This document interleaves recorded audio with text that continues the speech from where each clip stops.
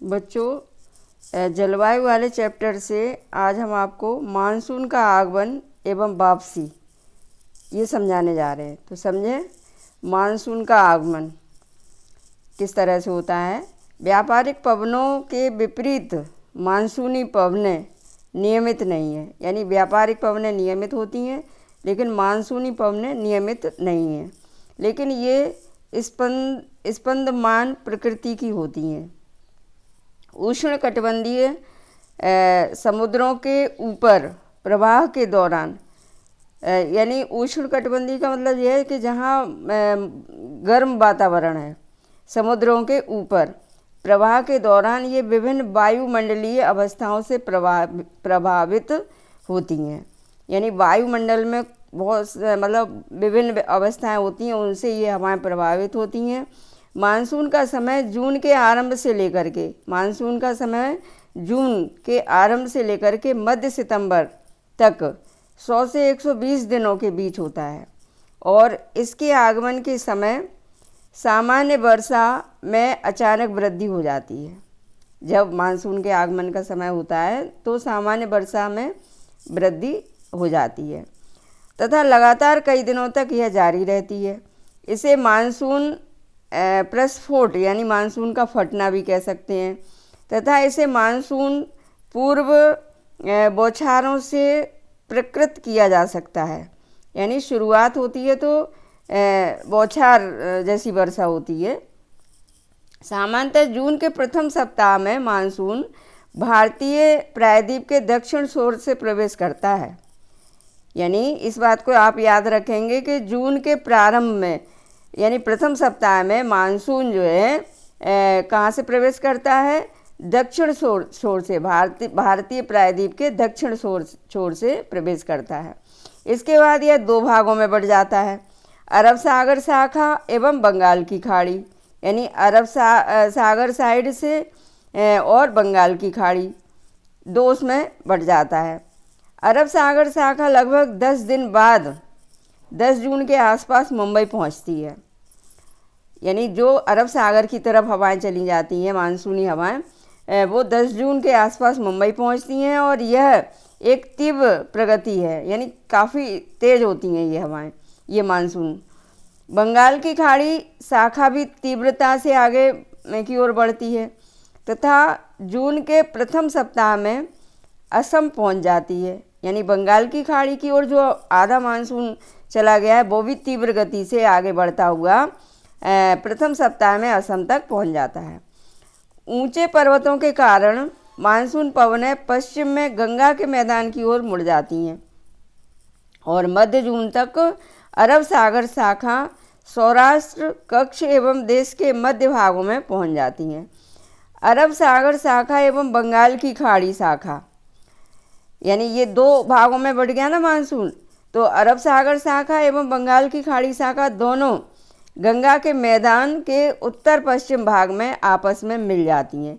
यानी गंगा का जो मैदान है वहाँ उत्तर और पश्चिम का भाग कहलाता है, वो वहाँ जाकर के ये मिल जाती हैं और दिल्ली में सामान्यतः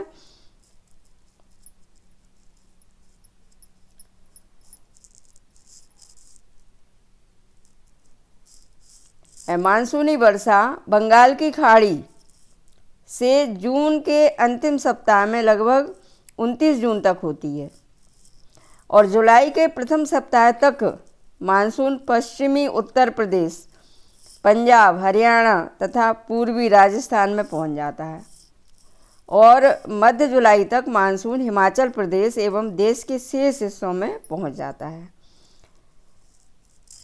मानसून की वापसी अपेक्षाकृत एक क्रमिक प्रक्रिया है, यानी पहले आता है फिर वापसी होती है, जो भारत के उत्तर पश्चिमी राज्यों से सितंबर में प्रारंभ हो जाती है। मध्य अक्टूबर तक मानसून प्रायद्वीप के उत्तरी भाग से पूरी तरह पीछे हट जाता है।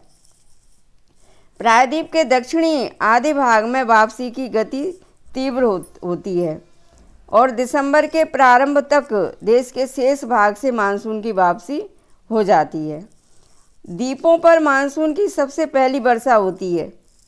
द्वीपों पर और यह क्रमशः दक्षिण से उत्तर की ओर अप्रैल के अंतिम सप्ताह से लेकर मई के प्रथम सप्ताह तक होती है।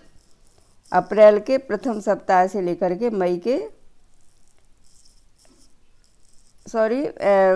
अप्रैल के अंतिम सप्ताह से लेकर मई के प्रथम सप्ताह तक। मानसून की वापसी भी क्रमशः दिसंबर के प्रथम सप्ताह से जनवरी के प्रथम सप्ताह तक उत्तर से दक्षिण की ओर होती है। ये वापसी हो रही है और इस समय देश का शेष भाग शीत ऋतु के प्रभाव में होता है। अब समझें ऋतुएं। मानसूनी जलवायु की विशेषता एक विशिष्ट मौसमी प्रतिरूप है। यानी मानसूनी जलवायु की विशेषता क्या है? एक विशिष्ट मौसमी प्रतिरूप, एक विशिष्ट मौसम।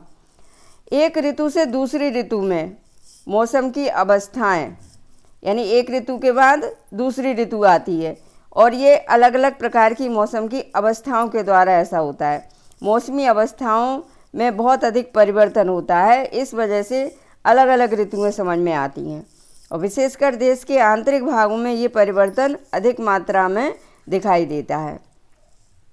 तटीय क्षेत्रों के तापमान में बहुत अधिक भिन्नता नहीं होती है। जो तटीय क्षेत्र हैं वहाँ पर तापमान एक जैसा रहता है, यद्यपि यहाँ वर्षा के प्रारूपों में भिन्नताएं होती हैं।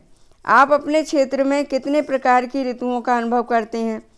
भारत में मुख्यतः 4 ऋतुओं को पहचाना जा सकता है और ये ऋतुएं हैं शीत ऋतु, ग्रीष्म ऋतु और कुछ क्षेत्रीय विविधताओं के साथ मानसून के आगमन एवं वापसी का काल। तो शीत ऋतु समझें। उत्तरी भारत में शीत ऋतु मध्य नवंबर से आरंभ होकर के फरवरी तक रहती है। भारत के उत्तरी भाग में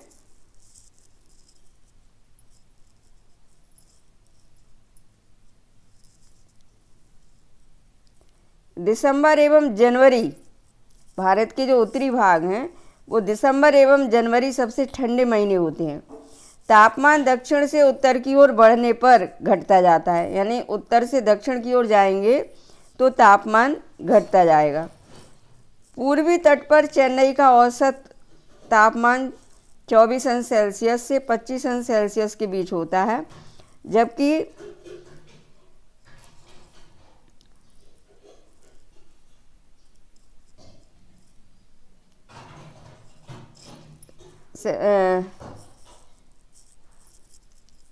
उत्तरी मैदान में यह 10 अंश सेल्सियस से 15 अंश सेल्सियस के बीच होता है।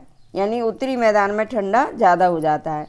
दिन गर्म और रातें ठंडी होती हैं। उत्तर में तुषारपात सामान्य है, यानी तुषार भी पड़ जाता है, यानी ज़्यादा ठंड।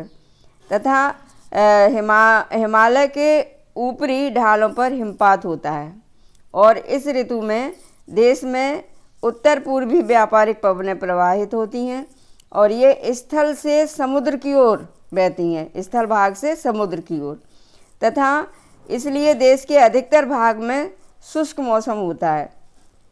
इन पवनों के कारण कुछ मात्रा में वर्षा तमिलनाडु के तट पर हो जाती है, क्योंकि वहाँ ये पवनें समुद्र से स्थल की ओर बहती हैं। यानी जो पवनें समुद्र से स्थल की ओर बहती हैं वो उनमें आर्द्रता होती है, बूंदों के कण होते हैं और वर्षा होती है, और जो स्थल भाग से समुद्र की ओर बहती हैं वो पवनें सूखी होती हैं और उनसे वर्षा नहीं होती है। इसलिए बीच के भाग में पूरे टाइम मौसम शुष्क रहता है। देश के उत्तरी भाग में एक कमज़ोर उच्च दाब का क्षेत्र बन जाता है, जिसमें हल्की पवनें इस क्षेत्र से बाहर की ओर प्रवाहित होती हैं। उच्चावच से प्रभावित होकर ये पवन पश्चिम तथा उत्तर पश्चिम से गंगा घाटी में बहती हैं। सामान्यतः इस मौसम में आसमान साफ, तापमान तथा आर्द्रता कम एवं पवनें शिथिल तथा परिवर्तित होती हैं। पवनें मतलब ज़्यादा तेज़ नहीं चलती हैं और बदलती रहती हैं। शीत ऋतु में उत्तरी मैदानों में पश्चिम एवं उत्तर पश्चिम से चक्रवाती विक्षोभ का अंतर्वाह विशेष लक्षण है। यह कम दाब वाली प्रणाली भूमध्य सागर एवं पश्चिमी एशिया के ऊपर उत्पन्न होती है। तथा पश्चिमी पवनों के साथ भारत में प्रवेश करती है। इसके कारण शीतकाल में मैदानों में वर्षा होती है तथा पर्वतों पर हिमपात होता है और जिसकी उस समय बहुत अधिक आवश्यकता होती है। यद्यपि शीतकाल में वर्षा, जिसे स्थानीय तौर पर महावट कहा जाता है, की कुल मात्रा कम होती है, यानी कम वर्षा होती है ये शीत ऋतु में, लेकिन ये रबी फसलों के लिए बहुत ही महत्वपूर्ण होती है। अगर हो जाए शीत ऋतु में वर्षा तो रबी की फसलों के लिए बहुत अच्छा काम करती है। प्रायद्वीपीय भागों में शीत ऋतु स्पष्ट नहीं होती है। समुद्री पवनों के प्रभाव के कारण शीत ऋतु में भी यहाँ तापमान के प्रारूप में ना के बराबर परिवर्तन होता है। अब देखिए ग्रीष्म ऋतु। सूर्य के उत्तर की ओर आभासी गति के कारण, यानी सूर्य जो है सूर्य के उत्तर की ओर आभासी गति के कारण भूमंडलीय ताप पट्टी उत्तर की तरफ खिसक जाती है और मार्च से मई के महीने तक गर्म मौसम शुरू हो जाता है। भारत में ग्रीष्म ऋतु होती है। ताप पट्टी के स्थानांतरण के प्रभाव का पता विभिन्न अक्षांशों पर मार्च से मई के दौरान रिकॉर्ड किए गए तापमान को देखकर लगाया जा सकता है। मार्च में दक्कन के पठार का उच्च तापमान लगभग 38 अंश सेल्सियस होता है। अप्रैल में मध्य प्रदेश एवं गुजरात का तापमान लगभग 42 अंश सेल्सियस होता है। मई में देश के उत्तर पश्चिमी भागों का तापमान सामान्यतः 45 अंश सेल्सियस होता है।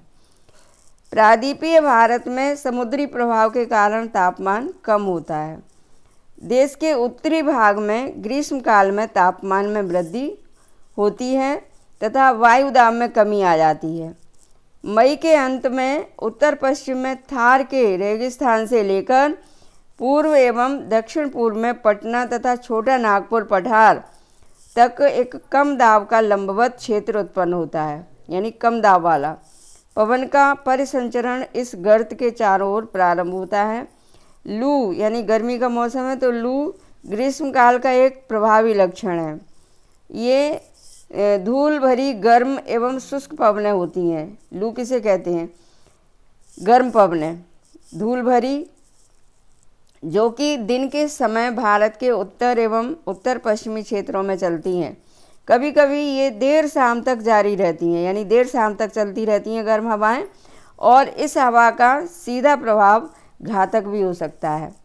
उत्तरी भारत में मई महीने के दौरान सामान्यतः धूल भरी आंधियाँ भी आती हैं और ये आंधियाँ अस्थायी रूप से आराम पहुँचाती हैं क्योंकि ये तापमान को कम कर देती हैं तथा अपने साथ ठंडे समीर एवं हल्की वर्षा लाती हैं, यानी ठंडी हवाएं लाती हैं ये आंधियाँ। और इस मौसम में कभी कभी तीव्र हवाओं के साथ गरज वाली मूसलाधार वर्षा भी हो जाती है। इसके साथ प्रायः हिमवृष्टि भी होती है। बैसाख के महीने में होने के कारण पश्चिम बंगाल में इसे काल बैसाखी कहा जाता है। ग्रीष्म ऋतु के अंत में कर्नाटक एवं केरल में प्रायः पूर्व मानसूनी वर्षा होती है। इसके कारण आम जल्दी पक जाते हैं तथा प्रायः इसे आम्र वर्षा भी कहा जाता है। तो बच्चों, वर्षा ऋतु या मानसून का आगमन, इस टॉपिक को मैं कल समझाऊंगी। आज की क्लास यहीं समाप्त होती है। धन्यवाद।